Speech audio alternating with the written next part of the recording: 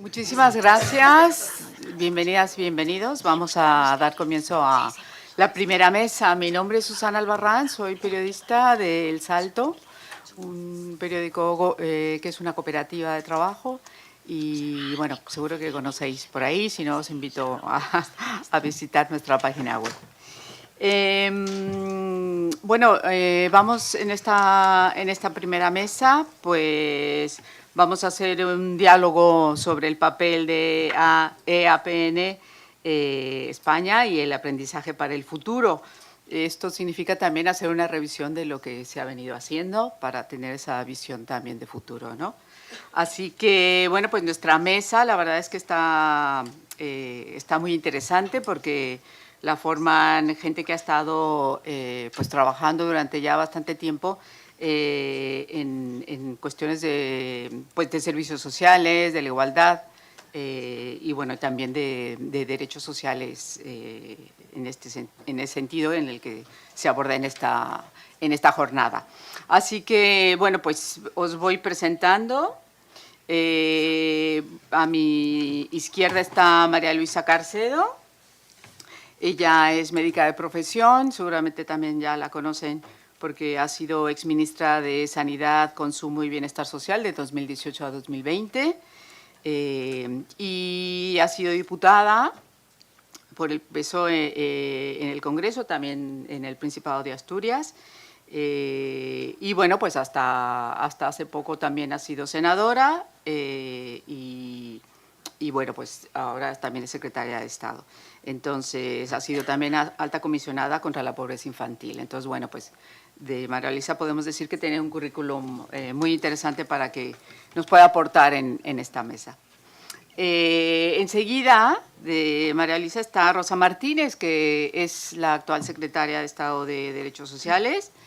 Ella es licenciada en Ciencias Políticas por la Universidad Complutense y ha trabajado como experta tanto en la Comisión Europea y hasta ahora trabajaba en la Fundación Europea para el Clima, diputada por Vizcaya, también por ECO, en pasadas legislaturas. Así que muchas gracias, Rosa, también por que nos acompañes. Y también ya más hacia más izquierda está Mario Garcés, exsecretario de Estado de Servicios Sociales e Igualdad. Él es jurista, académico, escritor y actor también. Tiene su vena artística. Ha sido diputado por Huesca por el Partido Popular de 2019 a 2023 y bueno, también fue portavoz del grupo parlamentario durante ese periodo. Así que bueno, en principio vamos a darle a cada una de los invitadas y el invitado pues 7 minutos, ¿vale?, de intervención. Pues os vamos a pedir una reflexión sobre la multidimensionalidad de la pobreza, es decir, que es un factor tiene múltiples aristas, y la necesidad de tener un enfoque de derechos para tratar a la pobreza, ¿no? Y bueno, pues una reflexión sobre estos años de alianza, ¿no?, entre las entidades sociales y la red, ¿no? Si nos podéis hacer esos minutillos de reflexión y luego iremos con algunas preguntas más directas. Así que si nos puedes comenzar, María Luisa, ¿sí? Bueno, pues empiezo. Bueno, ante todo, muchísimas gracias por la invitación. Carlos, es un placer, no es que venga aquí a hacer un favor, ni muchísimo menos, ¿no?, sino que para mí es realmente un placer en general con todas las ONGs, pero de manera muy especial con EAPN. Si me preguntan, que yo creo que era lo que nos pedían inicialmente, ¿cuál es la mayor coincidencia o la mejor valoración que haces de EAPN, de tu experiencia? Yo diría que el enfoque que también antes lo comentabas, ¿no, Luciano? el enfoque del análisis de la situación de la pobreza, ¿no? Es decir, el que no podemos tratar o acercarnos, aproximarnos a resolver el problema de la pobreza de forma aislada. La situación de pobreza no es algo que está en un bombo y cae y a quien le toca, ¿no? Es decir, ay, pues mira qué mala suerte que te tocó ser pobre, ¿no? Sino que es consecuencia de la distribución de los recursos o de la riqueza que existe en una sociedad, ¿no? Y eso de la multicausalidad de la pobreza es la única manera de acercarnos a resolver el problema. El problema de la pobreza no se resuelve solo con medidas sociales, evidentemente. La principal solución es una solución económica, es decir, cómo distribuimos la riqueza. Y hay medidas que tienen muchísimo más impacto en reducir la pobreza, que vienen, por ejemplo, desde el empleo, del contenido de los salarios. Hemos visto cómo a lo largo de la última década, y quizás más atrás, se ha reducido de forma alarmante la participación de los trabajadores en la riqueza nacional, ¿no? En la distribución de la riqueza. Y esto tiene una consecuencia en la sociedad. La consecuencia en la sociedad es que los salarios más bajos, pues, van a estar en una situación de pobreza, evidentemente, ¿no? Y, por tanto, medidas como la subida del salario mínimo interprofesional o el refuerzo de las condiciones laborales, el recuperar la negociación colectiva, etcétera, etcétera, tienen una influencia quizás mayor que todas las medidas sociales que vayamos de ayuda al comedor, de ayuda al alquiler, etcétera, ¿no? Porque digamos que la riqueza del país se va a distribuir de forma más justa, ¿no? Y vamos a combatir la desigualdad y, por tanto, contener que vaya incrementándose la pobreza, ¿no? Esto no quiere decir avísame al 6, ¿eh? Sí, sí. Esto no quiere decir que huyamos de las políticas sociales, más bien al contrario. Tenemos que poner el foco para conocer esas realidades, ¿no? Esas realidades de las personas que viven en esa situación, ¿no? En los deciles más bajos de la renta. Y ahí las políticas, focalizar políticas que mejoren la situación de esas familias, ¿no? En nuestro país hay que hacer un esfuerzo muy importante en esto. Cualquier decisión de prestaciones, de cualquier decisión, de modificación del IRPF, de lo que sea, tenemos que tener presente cómo llega a la población y a los distintos deciles de renta, cómo llegan esas medidas. No tengo muchos ejemplos, pero no me voy a detener. Pero ese elemento guía lo tenemos que tener siempre en la cabeza para evitar que el diseño de la política pública, la que sea, vaya a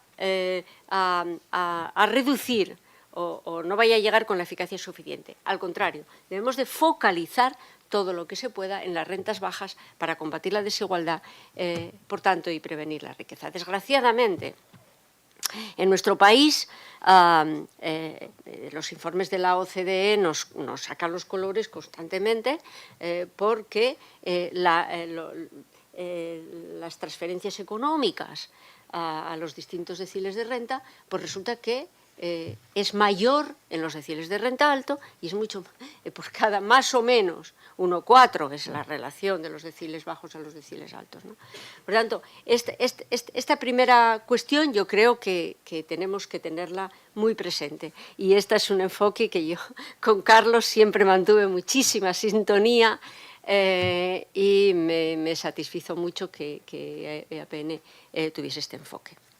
Y luego están ya las políticas más específicas, entre otras el IRPF. Recientemente hay una medida que no se conoció por los medios de comunicación. Yo tengo que reconocer que la detecté en el Consejo de Estado y sobre una medida del IRPF que no se publicitó ni se le dio mucha importancia y tiene mucho que ver con la pobreza infantil. es que se hizo una modificación del IRPF que modifica las deducciones por hijo a cargo de las mujeres, deducciones de cuota en el IRPF por las mujeres trabajadoras. Resulta que esto sí era muy chulo, pero es que llegaba a las madres que tenían buenos empleos y buenas cotizaciones a la Seguridad Social, porque estaba topado por la cotización a la Seguridad Social. No sé por qué, pero estaba, ¿vale? Entonces estaba topado. Entonces se destopa esto de las cotizaciones, se desvincula, con lo cual a las mujeres con rentas bajas, con salarios bajos, les llega la deducción de los 1.200 euros. Es un ejemplo como, bueno, y también a las que están en desempleo, que antes no les correspondía, etcétera, ¿no? Medidas sencillas y que prácticamente pasan desapercibidas, pero que tienen una importancia trascendental en la focalización de los recursos en las rentas bajas. Y luego las medidas específicas, evidentemente las medidas específicas sociales, ¿no? Y bueno, y aquí el hito, pues quizás fue el ingreso mínimo vital porque perseguía esto, ¿no? Yo cuando hablaban de la renta universal siempre decía, no, es que en España la renta universal existe. El problema es que no llega, ¿no?, a las familias y a las rentas bajas. Porque quienes hacen la declaración de la renta tienen un mínimo exento, que más o menos es equivalente a lo que es el ingreso mínimo vital, tanto a nivel individual por mínimo exento para las necesidades básicas, ¿no? Eso no cotiza, es un dinero que usted quédese con ello y punto. No Hacienda dice, usted olvídese de mí. Y ya termino. Pero no estaba llegando a las rentas bajas. ¿Por qué? Pues porque no hacen declaración de la renta, porque, y por supuesto los que están ya excluidos, olvídate.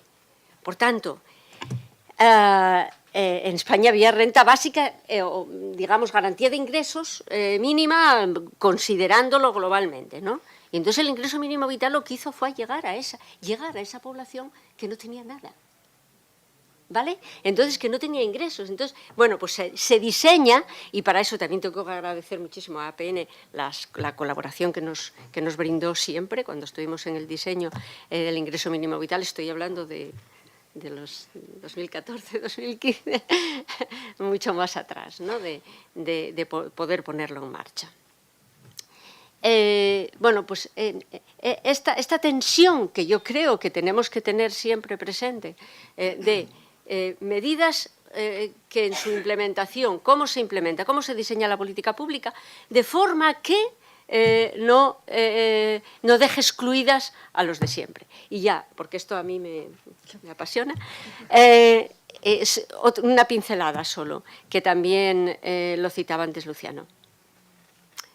El afán de rescatar de la exclusión política a las personas más marginales, las personas más pobres, las personas en riesgo de exclusión o excluidas directamente. Y yo tuve una satisfacción enorme de participar en una de las jornadas que organiza, donde ahí estaban participando personas excluidas y contando sus experiencias, contando lo que ellos aspiraban, en fin, que esto es muy importante, pero siendo esto importantísimo, lo que hay que evitar es la exclusión política de estas personas, porque si vemos los análisis postelectorales, pues vemos quién participa y quién no participa. Voy a decir una palabra, pero me la callo. Las rentas altas, generalmente no falta nadie a votar, pero los barrios excluidos falta casi todo el mundo en la urna. Por tanto, evitar la exclusión política, que es la exclusión de lo que les importa, ¿no? Y esa tarea de APN hay que ponerla en valor. Y ya me callo de momento.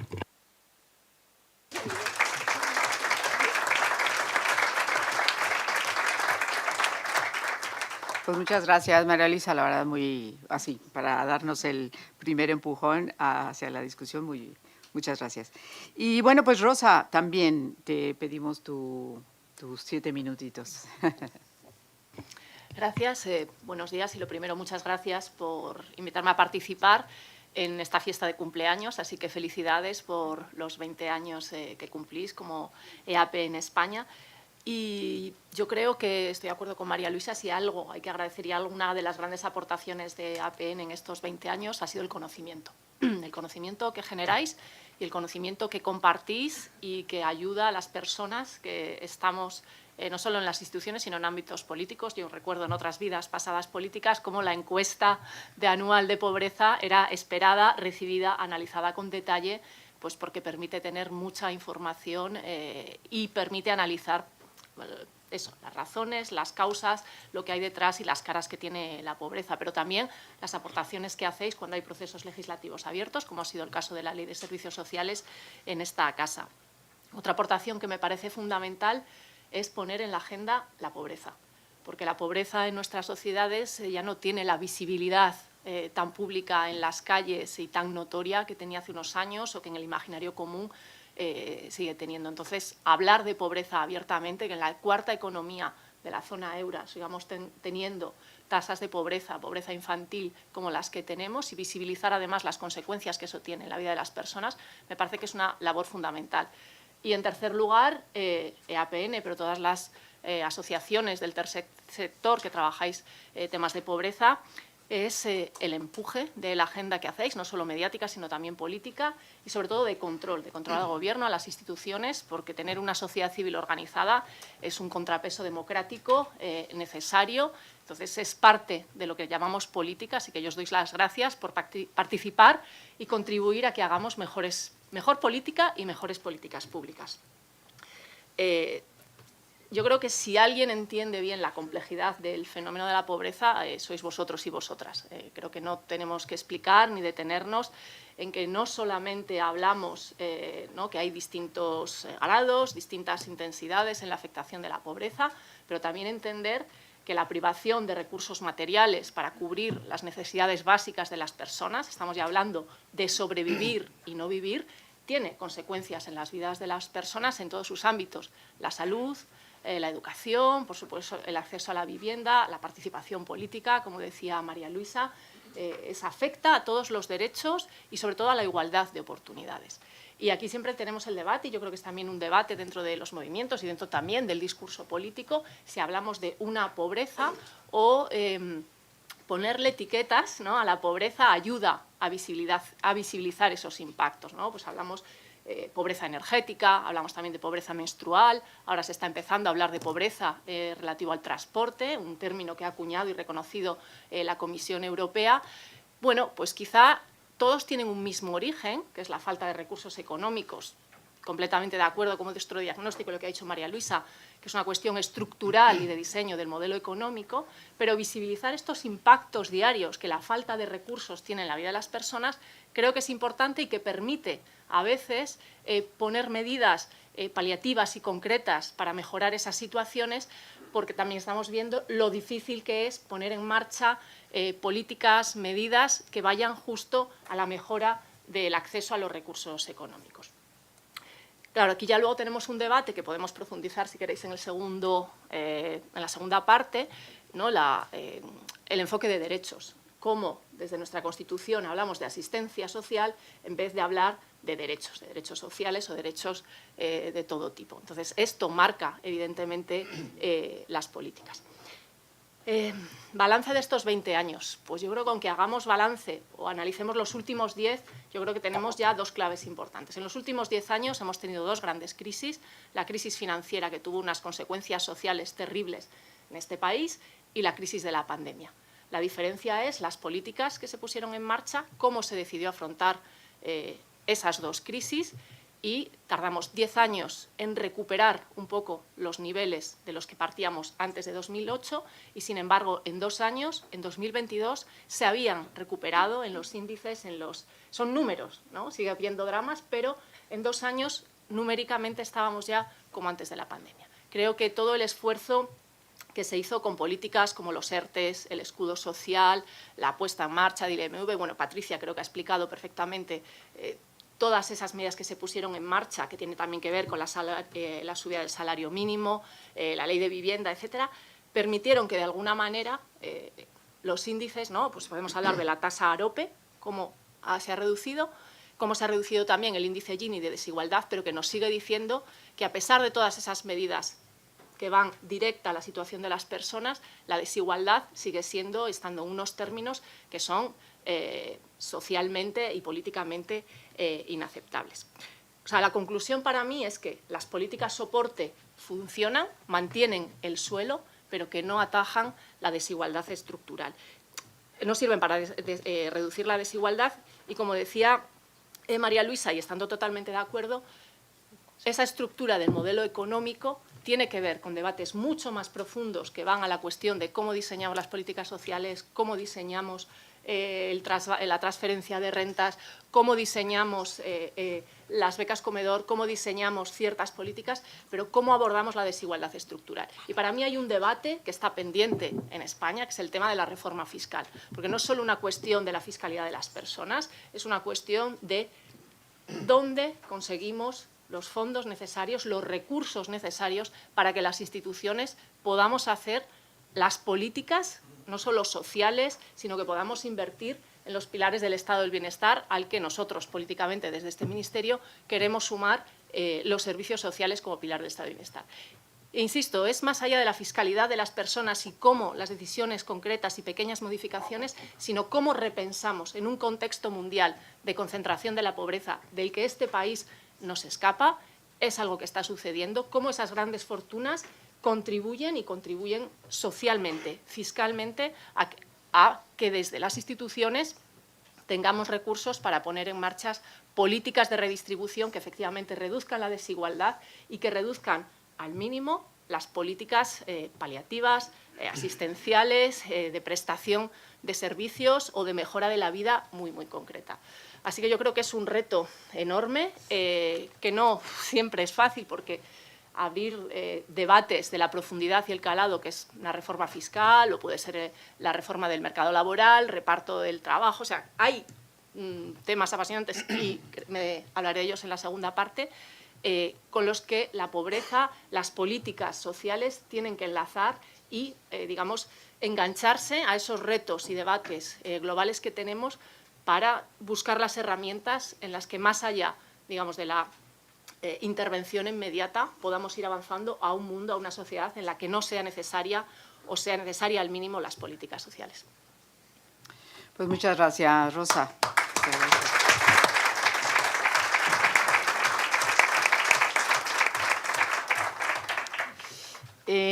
Bueno, pues Mario, si nos das tus 7 minutos. Muchísimas gracias y la verdad es que esto es una oportunidad para volver. Quiero recordar que la última vez presentamos aquí el 0,7% del IRPF que nos llevó tantas discusiones, ¿no? Para mí es una oportunidad, primero, para compartir mesa con dos personas a las que, como han compartido responsabilidades en las mismas áreas, compartimos también las mismas penalidades y las mismas aspiraciones, seguramente. A lo mejor desde perspectivas políticas diferentes, pero desde luego las mismas aspiraciones. Y sobre todo es una forma de reencontrarme con el tercer sector.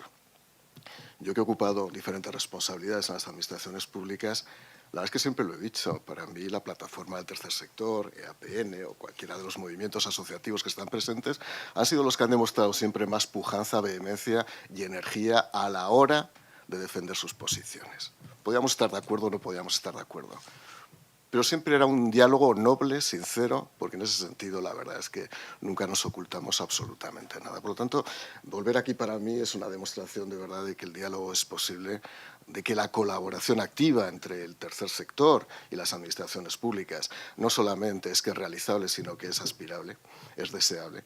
Y desde esa perspectiva, pues yo estoy encantado de estar aquí, ¿no? Respecto a EAPN, 20 años, que no son nada. Dentro de 20 años, si nos llamáis, seguiremos todos igual físicamente, por lo tanto no pasará absolutamente nada. Lo único que espero es que dentro de 20 años todos los indicadores hayan mejorado sensiblemente, que es el objetivo de todos los que estamos aquí, ¿no? A mí no me gusta ser ventajista con los datos, y me conocéis. O sea, uno puede hacer un análisis estático y decir en qué situación se encuentra ahora mismo España, pero sería evidentemente un análisis tramposo. Y sería un análisis basado en la impostura, primero porque España está saliendo de una crisis profunda desde el punto de vista económico, financiero y, desde luego, sanitario. Esa es la realidad. Por lo tanto, cualquier examen estático y desprovisto de lo que es la continuidad basado en indicadores dinámicos sería tramposo. Y yo ya sabéis que en política, que María Luisa me ha sufrido, yo no suelo ser tramposo en eso suelo tener un discurso que quiero que sea medianamente inteligente porque no me gustan las trampas de ninguna manera. Es verdad que si vemos los indicadores, vemos cómo la crisis financiera afectó muy gravemente a los españoles que estaban en riesgo de exclusión social, subimos un punto en tasa AROPE. El resto de años que vinieron después, yo ya participé en 2 años en esa experiencia política, fueron bajando, pero es verdad que ya no existía esa crisis económica y financiera, la sociedad pujaba, la sociedad crecía, el bienestar iba creciendo, por razones de todo tipo, por políticas públicas, porque la sociedad civil empuja, porque hay una sociedad dinámica que es la española que empuja también, y porque había una gran sensibilidad para la transformación. Es verdad que con la crisis que se ha producido ahora se han vuelto a producir un pequeño parón, pero es verdad también que como consecuencia de la implantación de políticas de rentas sociales y de bajadas de impuestos se ha podido paliar parte del efecto en lo que son los indicadores. Eso es verdad. Esa es la realidad y en ese sentido yo era diputado, era portavoz adjunto del Grupo Parlamentario Popular y de manera general secundamos todas esas medidas. Hubo de todo, María Luisa, pero de manera general secundamos esas medidas. Empezando por el ingreso mínimo vital, que planteó sus discusiones internas que no revelaré hasta mis memorias, pero te aseguro que el ingreso vital, que no tiene nada que ver con la renta básica universal, que abriría otro debate completamente abierto, incluso para los liberales, que es un debate abierto constantemente, ¿no? Lo cierto y seguro es que es un problema la pobreza, y lo decías muy bien, Rosa, es que si vemos los indicadores ahora son inaceptables, pero no es la culpa ni de este gobierno, ni de los 20 anteriores, ni de lo que venga, porque es un problema donde hay que encontrar la razón y la raíz exacta, que insisto, hay razones basadas en las políticas públicas, pero sobre todo hay razones exógenas que hay que analizar cómo impactan. Y desde esa perspectiva, ya digo, no podemos hacernos trampas. Es verdad que el 48% de las familias españolas tienen problemas para llegar a final de mes. Esa es la realidad de los estudios que tiene APN. Es verdad que si hubiera un gasto extraordinario de 800 euros en un mes, un tercio de las familias españolas no podría abordarlos. Esa es la realidad. Pero no ahora, es que también antes. Por eso digo que no voy a ser tramposo en un análisis estático. Por eso nos obliga a ser, evidentemente, ambiciosos, ¿no? Pero sí que voy a decir una cosa. Si la historia de la humanidad la comprimiéramos en un año, es decir, 2.000 millones de años, lo comprimiéramos en un año, lo que hemos vivido los que estamos aquí, es decir, unos 50 años de media, 45, somos todos muy jóvenes, que sería un nanosegundo de la historia de la humanidad, representa la mayor transformación civilizatoria que ha sufrido la humanidad. Somos protagonistas, testigos y agentes directos de la mayor transformación civilizatoria que ha sufrido la humanidad. Interactuamos de manera diferente, la acción política se ha transformado radicalmente, hasta podemos volvernos estúpidos colectivamente, porque las redes nos llevan a una especie de estupidez crónica y estructural, donde la política son fotos y donde a veces la acción social también son fotos. Entonces, desde esa perspectiva tenemos que ser conscientes de dónde estamos. Y cómo la pobreza, que era un fenómeno que ha existido siempre, ha evolucionado, está presente y representa la principal preocupación de los europeos. Ahora va a haber elecciones y en el último Eurobarómetro que se hizo en el Parlamento Europeo, el 33% de los europeos decían que era el principal problema que había ahora mismo y que había que combatir. Desde esa perspectiva, por supuesto, tenemos que tener presente cuál es el valor de los derechos. Una persona en riesgo de exclusión social, sobre todo, es una persona titular de derechos. Por supuesto que es titular de derechos. Y cuando está en una situación de vulnerabilidad, muchas veces se privan esos derechos por falta de accesibilidad, por falta de recursos, por falta de conocimiento, por falta de aproximación. Por las administraciones públicas a veces somos cicateras, insisto, hablo en general, de cuáles son los problemas para poder paliar o cuáles son los recursos para poder paliar este tipo de situaciones, ¿no? Y a partir de ahí, evidentemente, si no partimos de un concepto basado en los derechos, tenemos un problema, porque toda persona, desde hace 2 siglos y medio, es titular de derechos. A mí me hace gracia todavía cuando se habla de súbditos españoles. Yo no soy súbdito. Yo hace tiempo que soy ciudadano y no de ciudadanos, que he visto aquí algún agente de ciudadanos, ¿no? Pero esa es la realidad y que por lo tanto somos, y te quiero mucho, Sara, somos titulares de derechos y de muchas más cosas, ¿no? A partir de ahí, si la pobreza sigue siendo una realidad constatable, pertinaz, tenemos que atacarla. Y hay que atacarla de una manera multidimensional. Estoy de acuerdo. y lo hablábamos con Rosa antes sentados ahí, más allá de hablar de Bilbao y estas cosas, hablábamos de otras cosas, y es qué difícil es desde una Secretaría de Estado, y hablo por mí mismo, Rosa, no voy a hablar evidentemente por persona ajena, intentar coordinar competencias de todas las administraciones territoriales y del resto de ministerios. Es muy difícil, yo lo digo por experiencia mía, no por otra cosa. Los demás a lo mejor lo tenéis mucho más fácil y ojalá sea así. Porque efectivamente, para poder abordar el problema de la pobreza es necesario que todos los ministerios estén sensibilizados. Y eso es muy difícil. Voy a dar algunos datos. Por ejemplo, la renta bruta de las familias que tienen riesgo de exclusión social, el 89% está formado por prestaciones sociales en España ahora mismo. Lo cual no es ni un dato bueno ni malo, es un dato. Pero fijaos que en materia de fiscalidad, esto es un dato de FEDEA del año pasado, sobre estudio del año 2022. En materia de fiscalidad, una familia en riesgo de exclusión social, de esa renta bruta, paga un 38% de impuestos. Y una familia que no está en riesgo de exclusión social paga el 35%.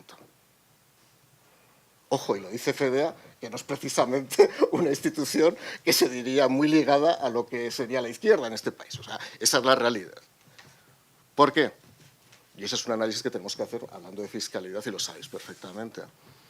Porque el peso de la imposición indirecta es más importante en las familias en riesgo de exclusión social que en las familias que no tienen riesgo de exclusión social. Y ahí el dato de FEDEA es abrumador. Respecto, voy acabando porque además tengo la costumbre de esta verborrea mía. Mientras la carga fiscal indirecta de las familias con riesgo de exclusión social es del 41% de su renta, en las familias que no tienen riesgo de exclusión social es solo del 20%. Es decir, las familias con riesgo de exclusión social pagan más IVA, pagan más impuestos especiales y, por lo tanto, se ven afectados. Y yo creo que es donde, desde el punto de vista del Ministerio de Hacienda, y hablo ya como inspector de Hacienda, deberíamos intentar aplicar algunas reglas para intentar paliar la carga tributaria de las familias con riesgo de exclusión social. Dicho eso, como creo que va a haber más tiempo para hablar de muchas más cosas, pues me reservo para muchas. Pues muchísimas gracias.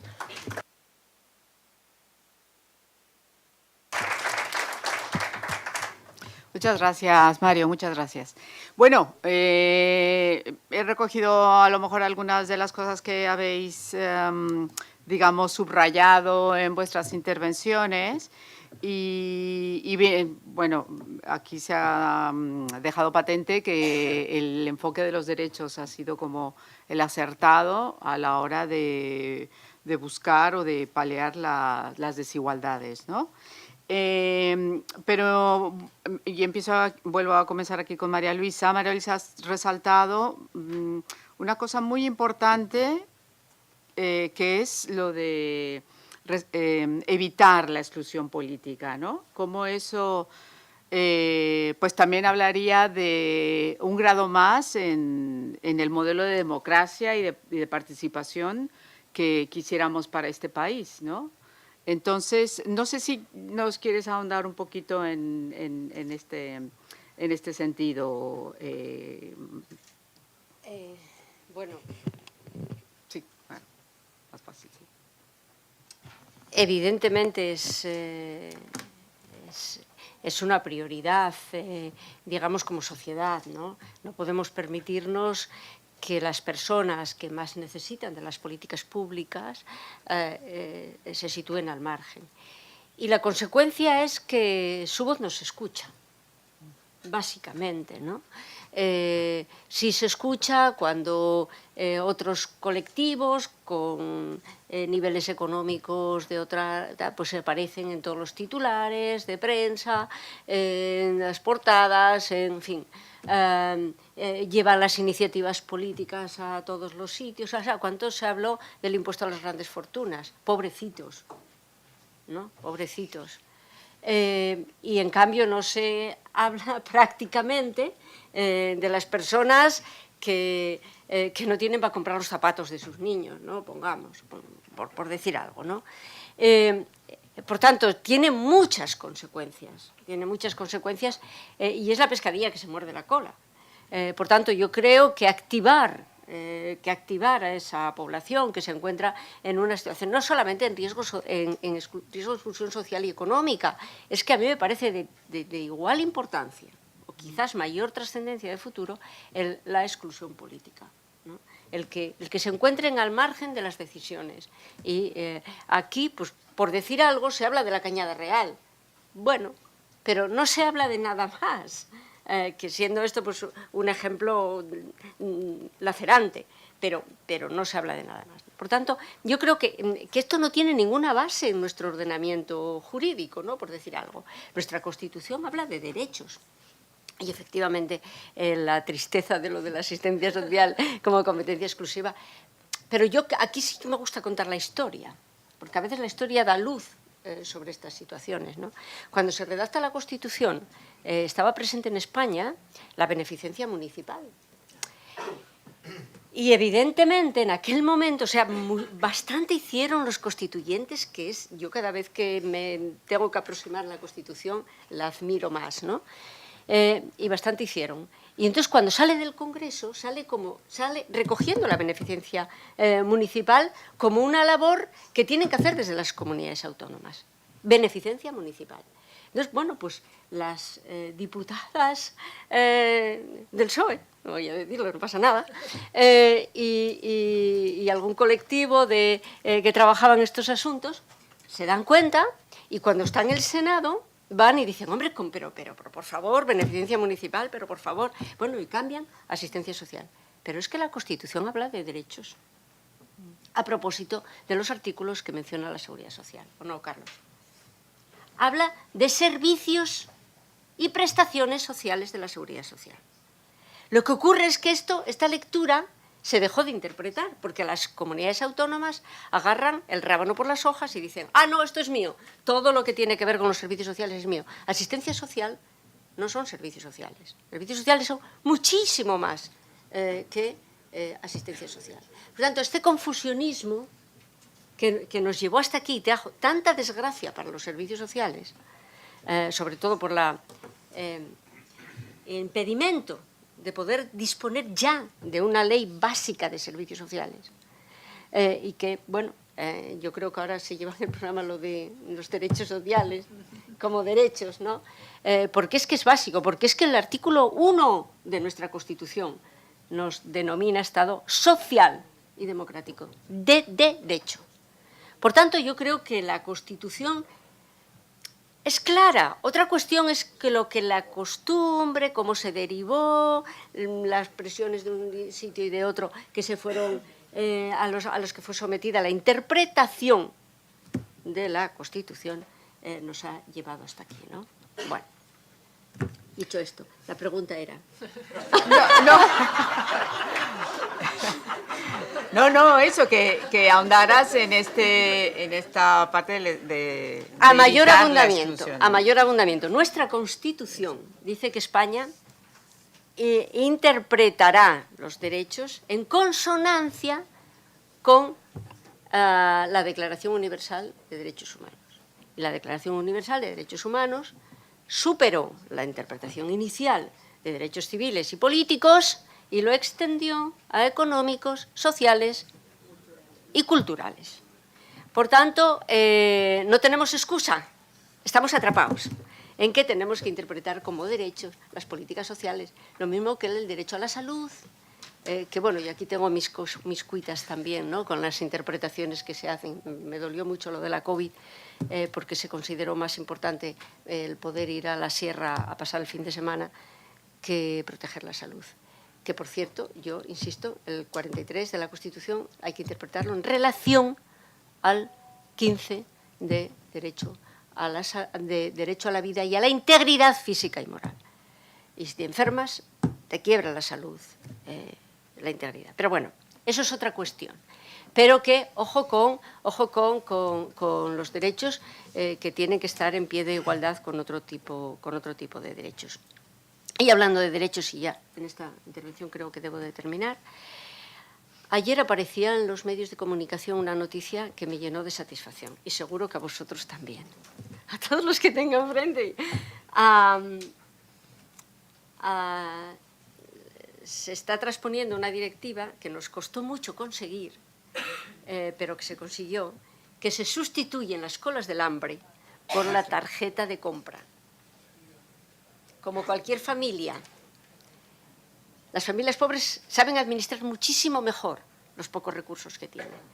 Y saben comprar, y saben alimentar bien a sus hijos, y acabar con los kilos de arroz, con los kilos de garbanzos y con las cajas de galletas, por favor. Yo creo que esta es una enorme noticia, por lo menos para mí personalmente, y lo que durante muchos años hablé con muchos de vosotros. Muchas gracias, María Luisa.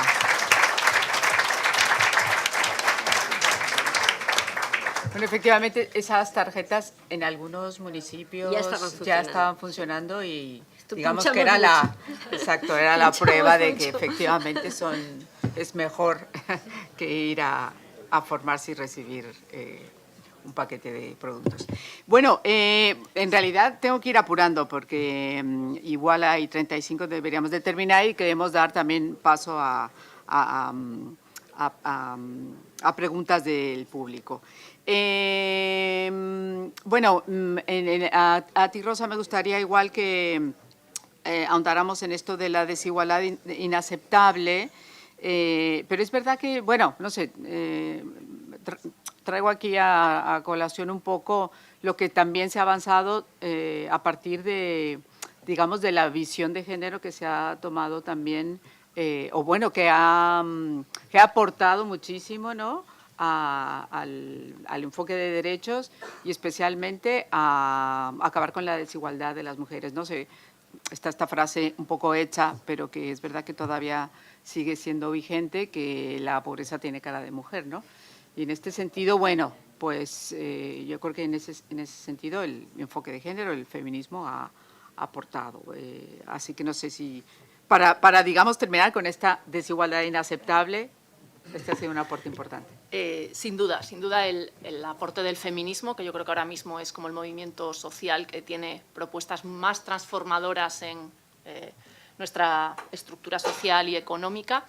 Yo creo que hoy en día, por matizar, la pobreza tiene cara de niño y de niña, pero tiene cara de niño y de niña en familias de mujeres que viven solas y que están absolutamente precarizadas, la mayoría en trabajo doméstico, cuidados informales, en fin, o sea, que tiene mucho que ver con esa desigualdad, con esa concepción de los cuidados en el ámbito privado, crisis global de los cuidados, que cuando en el mundo occidental rico no podemos, las mujeres, tenemos otras condiciones que nos permiten decir no cuidamos, lo que hacemos es importar mujeres de otros países con todo lo que eso supone de crisis de cuidados en esos países. Sin duda, esta situación que, insisto, y quiero volver sobre las grandes crisis y retos que tenemos como sociedad en el siglo XXI, es una de las caras de la pobreza, es una de las caras de desigualdad, y yo como secretaria de Estado de Derechos Sociales, una de las líneas de trabajo que sí me gustaría impulsar esta legislatura es precisamente la mejora de las condiciones de trabajo de las mujeres que trabajan en el sector de los cuidados, impulsar su carrera profesional, impulsar medidas de acreditación, de formación que permitan a muchas de esas mujeres que están en los ámbitos familiares e informales pasar al ámbito formal de cuidados, y creo que eso sí puede tener un impacto tanto en la pobreza infantil precisamente, porque son esas mujeres las que están criando solas y las que les cuesta salir. Sin duda, la desigualdad de género, que en el caso concreto del sistema de cuidados es muy claro, es uno de los grandes retos que tenemos como sociedad, sin duda, alcanzar la igualdad efectiva entre hombres y mujeres, pero a mí me gustaría mencionar otras 3 cuestiones aparte de la crisis de cuidados. Creo que no podemos hablar de pobreza y vulnerabilidad sin vincularlo a la crisis ecológica y todas las políticas de transición ecológica que se están haciendo. El gran debate ahora de la transición ecológica no es cuánto y cómo reducimos emisiones, sino quién paga y quién se beneficia de la transición ecológica.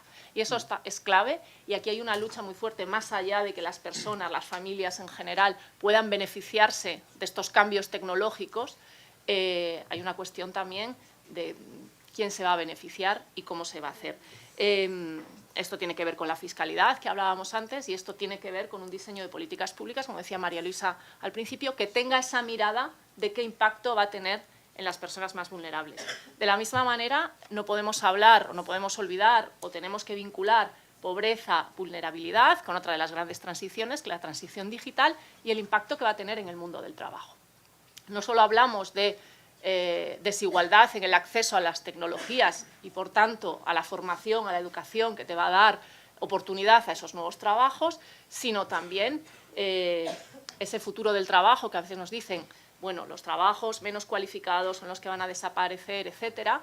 En un futuro con menos trabajo remunerado, menos empleos remunerados, perdón, que ofrecer, ¿qué hacemos con las personas o qué solución, qué políticas, qué medidas de redistribución de la riqueza ponemos en marcha para que esas personas que no van a acceder al mercado de trabajo, sea digital o sea ecológico, aquí tenemos exactamente el mismo problema, no se quedan fuera? Y aquí, por ejemplo, el debate de la renta básica universal es fundamental. Más allá de que la defendamos, le pongamos matices, pero es un debate que nos permite pensar cómo tienen que ser las políticas sociales del siglo XXI, cómo tiene que ser la redistribución de la riqueza en el siglo XXI, para afrontar nuevos retos que no tienen nada que ver con los que teníamos como sociedad europea occidental cuando se funda el Estado de Bienestar.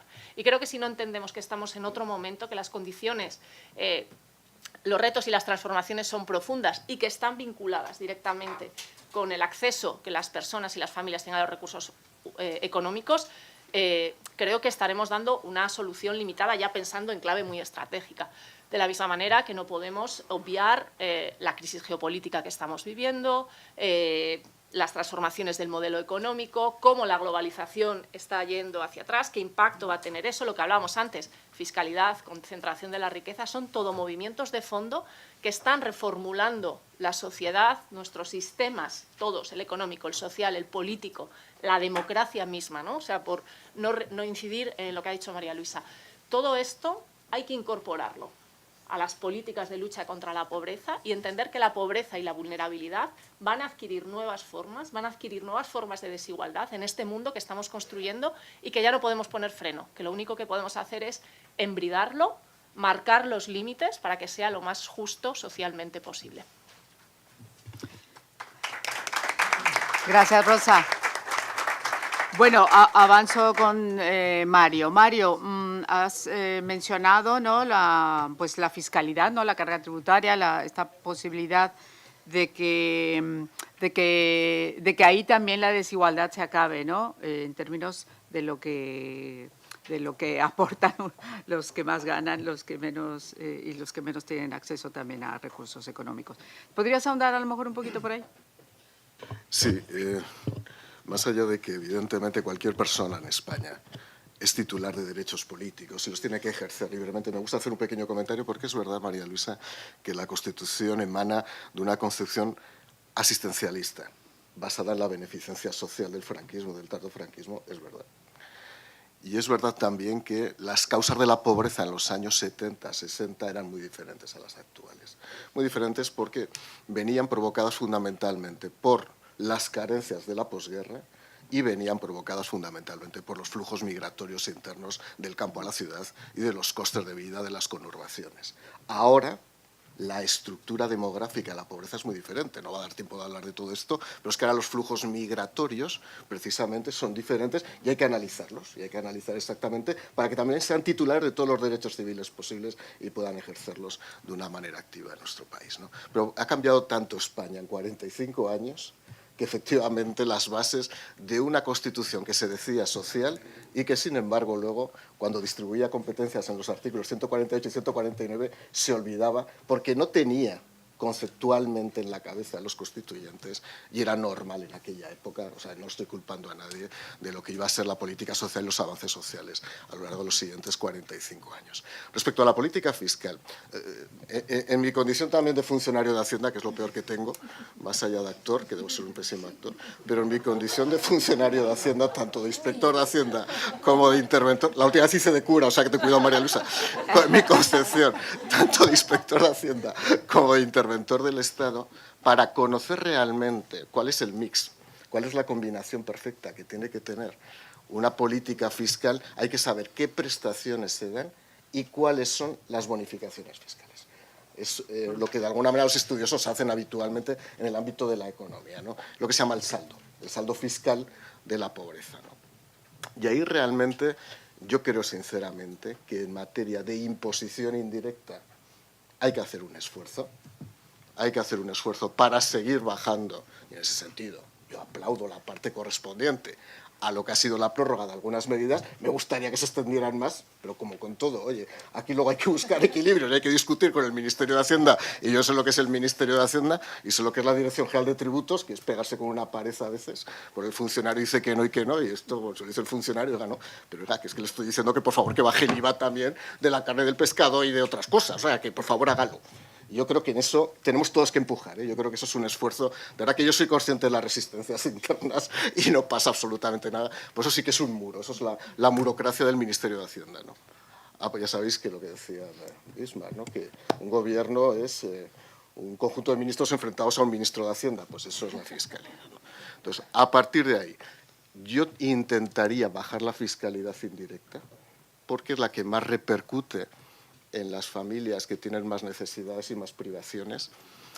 Respecto a las rentas directas, por vía de exenciones, por vía de incremento de las bonificaciones y de las deducciones por hijos en base imponible, se ha bajado bastante. El IRPF es muy progresivo. Ahí está la clásica discusión que tenemos los partidos políticos, efectivamente, cuál es el límite de la progresividad, si más o menos, ¿no? Pero todos hemos hecho un ejercicio. Yo siempre que escucho, no, es que el IRPF no es progresivo. El IRPF es progresivo. Otra cosa es si es más o menos, si lo podemos incrementar más o menos, y ahí está la discusión de cuál es el límite y cuáles son las necesidades de financiación. Pero en algo tan sensible, tan directo, como es la cesta de la compra.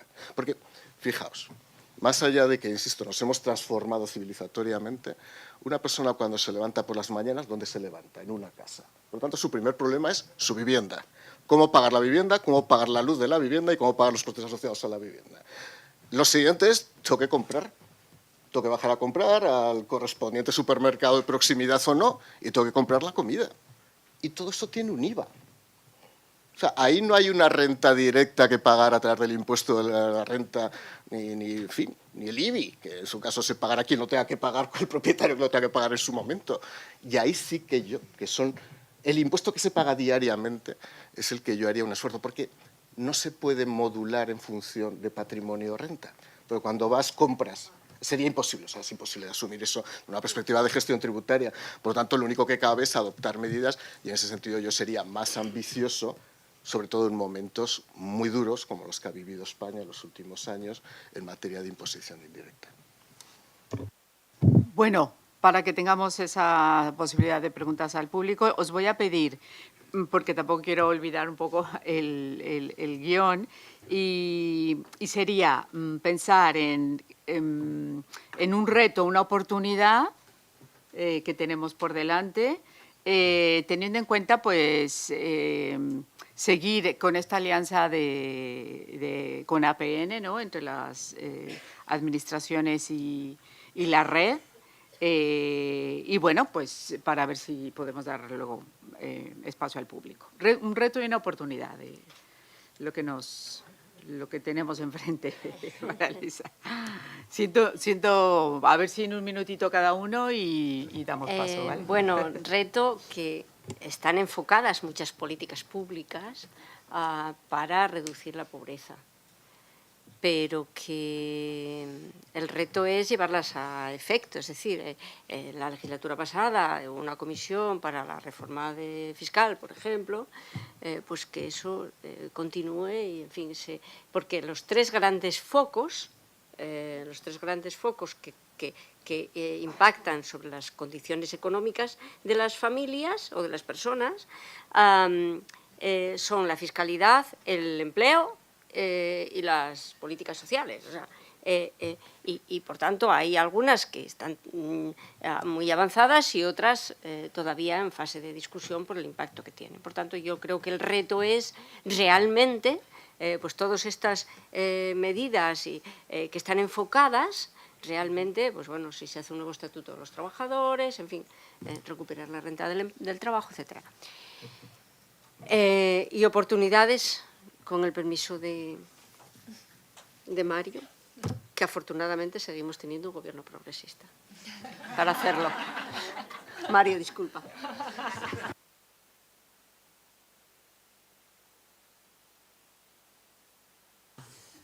Dos cosas muy concretas que además están relacionadas.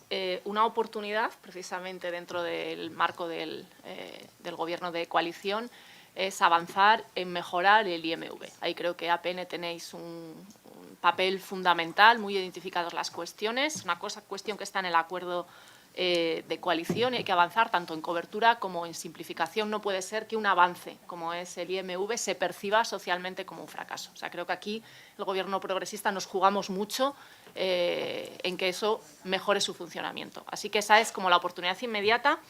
El reto tiene que ver precisamente con la dificultad del diseño del IMV. A mí, hasta que no he entrado en la Administración, me costaba entender por qué en la época del Big Data es imposible cruzar datos entre la Administración y que una persona con su DNI no vaya a servicios sociales y le salga una lista automática de todas las prestaciones a las que tenga derecho y que eso sea automático. Y no hablo solo de prestaciones, hablo de beneficios fiscales, ayudas de todo tipo, como hemos visto, por ejemplo, con el famoso subsidio de 20 céntimos al diésel, que no seamos capaces de discernir quién lo necesita y quién lo necesita. Creo que eso es un reto que tenemos como Administración y como país, ver de qué manera simplificamos esos procesos y esa identificación. Pero esto es un reto técnico que implica un reto político de dos caras. Una, acabar con la cultura del merecimiento, es decir, quién lo merece y quién no, sino que simplemente automáticamente por tu situación personal mereces esas prestaciones y esa ayuda. Y en segundo lugar, la universalidad. Es un gran debate dentro de las prestaciones, como sabéis. Si es un derecho, debería ser universal. Aquí entramos como eso. Entonces, reto político y tecnológico, el acceso a las prestaciones y a los derechos sociales.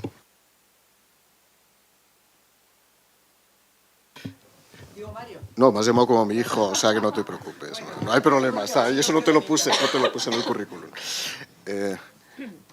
Vamos a ver, no voy a entrar en la definición de progreso y progresista, ¿no? Pero que avance. Lo importante es que avance. Podría, pero hoy no lo hago. Hoy no lo voy a hacer. Ya que me lean mis artículos y ya está. No voy a entrar en eso. No, pues no he dicho nada, María Luisa. Esta vez no he dicho nada. Me he callado. Soy muy respetuoso. Ya sabes que siempre soy respetuoso. Pero vamos a ver, en primer lugar, como una aspiración interna que la APN cumpla más años. Y agradeceros el trabajo que habéis hecho y que seguís haciendo y la representación activa de muchísimas voces donde la visibilidad de personas que no la tenían hasta hace pocos años es muy importante. Hablábamos de participación, hablábamos de democracia representativa, dar visibilidad es muy importante a las personas que no tienen visibilidad. Hay veces que incluso la negación de la realidad comienza a ser un problema de diagnóstico. Y el político que niega la realidad tiene un problema. Como es verdad que el político que intenta contorsionar el diagnóstico para decir cuáles son las causas también tiene un problema. Y en ese sentido creo que todos tenemos que estar a la altura de las circunstancias para tener un diagnóstico correcto. Digo todos, en ese sentido yo creo que todas las fuerzas políticas lo tenemos que tener. En segundo lugar, como os gustan los pactos, este año debería ser el año del pacto, ¿no? El pacto de la lucha contra la pobreza. Pero como yo ya lo he vivido, y porque aquí lo que no se puede hacer es fallar a las expectativas políticas, porque no se puede jugar con los sentimientos ni con las aspiraciones, lo digo por todas las etapas políticas, todas, esto es general, ¿eh? No vamos a aprobar la estrategia, luego el plan de acción, ya sabíamos, y si vamos escalonando, y yo siempre preguntaba, ¿y la estrategia? Es un documento programático, y el plan de acción es un siguiente escalón, pero ¿qué virtualidad tiene? Bueno, ya veremos. Y luego llegaba el plano de las comunidades autónomas. Acuérdate cuando yo tenía que coordinar la te va a tocar Rosa, coordinar a las comunidades autónomas y aquello, bueno, cada uno con su voz y de pronto yo me tengo que enfrentar porque sí, oye, calma, vamos a calmarnos todos y vamos a ver dónde hay un objetivo común, porque hay objetivos que son comunes. En ese sentido, creo que debemos mejorar la ley de vivienda para garantizar, ojo, yo no soy de los que, en ese sentido, perdonadme mi concepto de la libertad, de los que digan, no, todo el mundo tiene que emanciparse, ¿no? Cada uno haga lo que quiera, o sea, como si quiere quedarse en casa su padre toda la vida, a mí es que me da igual. Pero que el que quiera emanciparse, que se emancipe y que tenga la fórmula para hacerlo. Y en ese sentido es muy importante ver cómo se actúa en una ley de vivienda donde, y perdonadme, ahí sí que tengo mi sesgo ideológico, sin una intervención dirigista del mercado, se permita que determinadas personas a través de rentas, no digo que no, que ahí entramos en la famosa discusión. Si las ayudas de vivienda son ayudas de fomento, deberían ser ayudas tuyas, porque yo he sido subsecretario de Fomento, he sido secretario de Estado de Servicios Sociales, y siempre me preguntaba, ¿qué hacías tú en vivienda? Pero no, déjalo, da igual, déjalo, Rosa, no te preocupes, porque otro problema más, déjalo, no, porque son problemas. Lo importante es que el que esté en Fomento sepa responder adecuadamente y seguro que tendrá su sensibilidad, ¿no? En segundo lugar, la fiscalidad. Es muy importante dar una vuelta a la fiscalidad. Yo soy consciente de la resistencia siempre del Ministerio de Hacienda a las reformas fiscales, porque es verdad que ellos tienen que medir también la sostenibilidad financiera de las cuentas. Es la realidad, y más en un momento en que la Comisión Europea va a reducir pues, esas excepciones fiscales de los últimos años, ¿no? Pero creo que hay un margen, sobre todo una imposición indirecta, donde podéis actuar. Y debería actuarse. Yo creo que es así, hay margen para hacerlo desde el Congreso de los Diputados, del Senado y, por supuesto, desde los ministerios, pero sobre todo que tome la iniciativa el Ministerio de Hacienda. Y, por último, creo que es muy importante, hablábamos de los derechos políticos.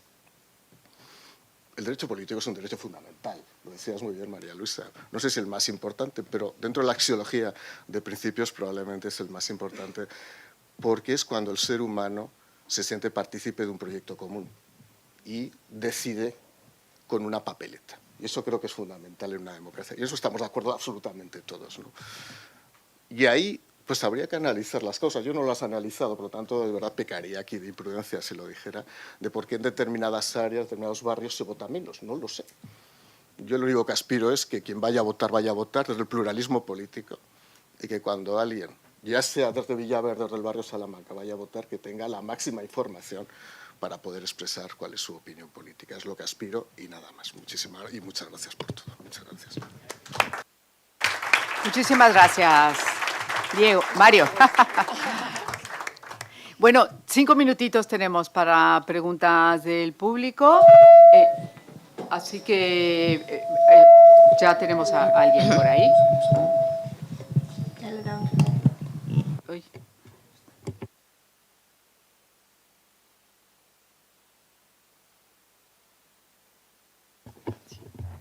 Hola, buenos días y muchas gracias por dar este espacio a las preguntas, teniendo en cuenta la falta de tiempo. Mi nombre es María Guruceta y vengo como abogada de la Comisión Legislativa e Institucional de la Asociación de Madres Solteras por Elección, que a su vez forma parte de la Federación de Madres de Asociaciones de Madres Solteras en España. Ha hablado María Luisa sobre la necesidad de dar voz a las personas para las que se hacen políticas y se legisla. Y ha hablado Rosa sobre que la pobreza tiene rostro de mujer, de niñas y de niños.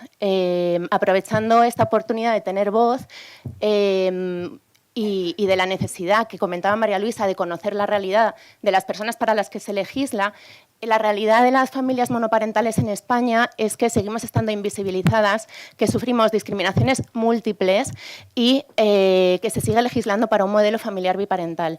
Esto conlleva... Solamente voy a poner 3 ejemplos, pero tengo muchísimos. Por ejemplo, en el IRPF las reducciones de las familias monoparentales es de 2.150 euros, mientras que la reducción de las familias biparentales es de 3.500. El IMV tiene en cuenta la unidad de convivencia cuando muchas familias monoparentales nos vemos obligadas a convivir porque no podemos hacer frente a los gastos familiares, y eso no significa que las personas convivientes asuman la responsabilidad de criar a nuestras hijas y nuestros hijos.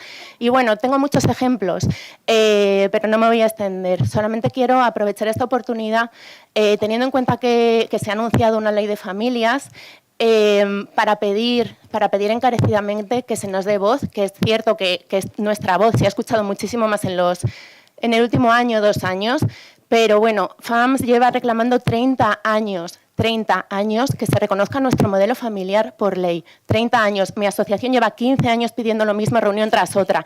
Estamos cansadas de promesas. Necesitamos que se hagan efectivas las promesas y necesitamos que, por favor, se reúnan con nosotras y que legislen para nosotras, pero con nosotras. Porque es verdad que se habla de nosotras, es verdad que cada vez hay más noticias, es verdad que estamos asistiendo a muchísimas reuniones, pero a la hora de la verdad, legislatura tras legislatura nos quedamos sin medidas. Entonces, por favor, invito a EAPN, a todas las organizaciones que estén aquí, a la Secretaría de Estado de Asuntos Sociales, que por favor se reúnan con nosotras antes de proponer medidas y legislar. En todo caso, muchísimas gracias, porque sabemos que Sumar llevaba en su programa muchas de las medidas que pedimos y bueno, agradecemos la escucha y nos ponemos a disposición para trabajar. Gracias.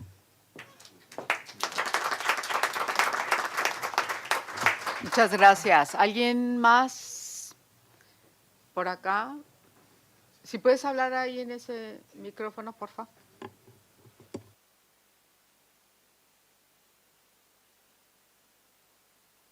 Entonces yo quería sacar el tema y a mí como médico, que he sido pediatra de atención primaria, yo la dificultad, y se lo comentaba algunas veces a los de APN, es que no sabemos ver la pobreza o no queremos ver la pobreza cuando vienen a la consulta, ¿no?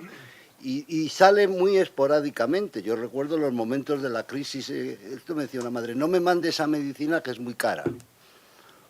O cómo es que viene el niño hoy a la consulta, viene usted con el niño, bueno, y me dice la madre, no, es que aprovecha hoy que el niño no podía ir a la excursión que tenían en el colegio, pero era un colegio concertado, no era un colegio público, tenía una excursión, y entonces dije, voy a aprovecharle para llevar al niño. El niño no tenía ningún problema concreto, pero vamos, que iba porque, bueno, quería ir a ver al niño y hablar conmigo de cosas del niño, y iba el niño. Entonces, esos pequeños datos que te dan en la consulta te hace ver la pobreza. Entonces, yo creo que todos los profesionales que estamos en contacto con niños y familias, tenemos que... Es que muchas veces lo ves, pero claro, es una situación casi que te pone una situación muy difícil. Y te dicen, bueno, pero entonces dices, mándale a esos servicios sociales. Tampoco tenemos nosotros información sobre lo que las prestaciones o esto que tienen los servicios sociales. Lo digo un poco por lo que decía Rosa, ¿no? Que también lo tenemos que conocer los profesionales que estamos en contacto, en este caso los niños. Y por último, yo el nombre pobreza infantil estoy en contra de él. Yo digo que hay que decir pobreza en la infancia, porque es muy importante, no solo la visión o el enfoque de derechos, sino el enfoque de derecho vital, el enfoque de ciclo vital, ¿eh? Porque la pobreza, primeramente, es cambiante, puede entrar y salir en eso, a lo largo, pero no es lo mismo nacer en una familia pobre, ¿eh? Que la pobreza entre en la familia cuando ya eres adolescente o preadolescente, es distinto, ¿no? Entonces, en las etapas tempranas está reconocido como uno de los principales determinantes de salud, la pobreza. Y la pobreza existe. Y la falta de reconocer la pobreza, de algún modo, pues tampona, utilizando tampona ver o impide ver la pobreza. Entonces, yo soy partidario de decir pobreza en la infancia, ¿eh? No pobreza del niño, que parece que es la pobreza infantil. Gracias. Muchísimas gracias por la intervención. Ahí con ese micrófono, por favor. Sí, bueno, buenos días.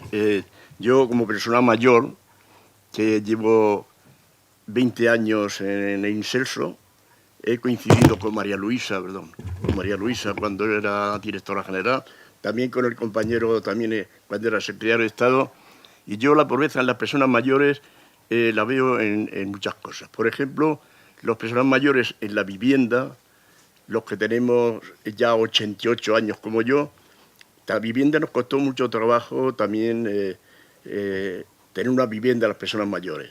Yo creo que hoy las personas mayores en la vivienda no tienen los problemas que tienen la juventud. Lo que tenemos es, las viviendas no están bien hechas, o sea, hay muchas viviendas que no tienen ascensor y las personas mayores sufren, no pueden salir a la calle, es una cosa. Y nosotros lo que pedimos, creo que es, las personas mayores, lo más importante es la salud. Hay dos cosas importantes que siempre las estamos reivindicando, que también, porque no solamente la pobreza de los mayores es las pensiones, asuntos sociales, por supuesto que sí, es, por ejemplo, el problema de la boca y de los oídos. Hay millones de personas que los ves que no pueden oír porque no se pueden comprar un aparato que vale 3.000 euros, no es cualquier cosa. O una dentadura que vale otro tanto, eso es imposible. Eso también, yo creo que eso hay que arreglarlo un poquito. Yo recuerdo como persona inmigrante en Alemania en los años 60 que estas cosas ya estaban hechas. Y nosotros, año por año, los partidos políticos se meten en esto, pero no se soluciona. Y eso es un problema también para las personas mayores. Las personas mayores tenemos muchos problemas, los problemas de salud. Cuando hay una pandemia, ¿quién sufre lo más de la pandemia? Somos las personas mayores, como lo hemos visto en el problema que hemos tenido. Y sufrimos, y tenemos también un problema con las residencias. Las residencias, hoy no están las residencias, todas las personas mayores pueden disfrutar de una residencia. Es imposible, las residencias son carísimas. Todas aquellas que hay una parte de las personas mayores que no puede beneficiarse de esas cosas. Y yo creo que en eso hay que poner intención todos los partidos políticos. Porque yo recuerdo del 2002, cuando se celebró la Asamblea Mundial de la Salud, del Envejecimiento, donde 60 estados se comprometieron a bajar la pobreza. Se han hecho cosas, no digo que no, se han hecho muchas cosas, pero todavía existen cosas que hay que recuperarlas. Nada, muchas gracias. Muchísimas gracias, muchísimas gracias. Bueno, pues así terminamos esta mesa. Muchísimas gracias a Mario Garcés, a Rosa Martínez y a María Luisa Carcedo por las intervenciones, de verdad os agradecemos. Y por lo que a mí me toca, por mi parte, que soy el sector de la prensa, también quiero agradecer a EAPN, que siempre nos llegan vuestros boletines, vuestras informaciones, vuestros informes, que siempre son también muy útiles a la hora de poder abordar un tema que no conocemos, no sabemos de todo, y los datos que trabajáis y que hacéis en esos informes, que reflejáis en los informes, la verdad son de mucha utilidad. Así que muchísimas gracias también por la invitación al Salto. Así que gracias a todas. Muchas gracias. No, pensé que nos ibas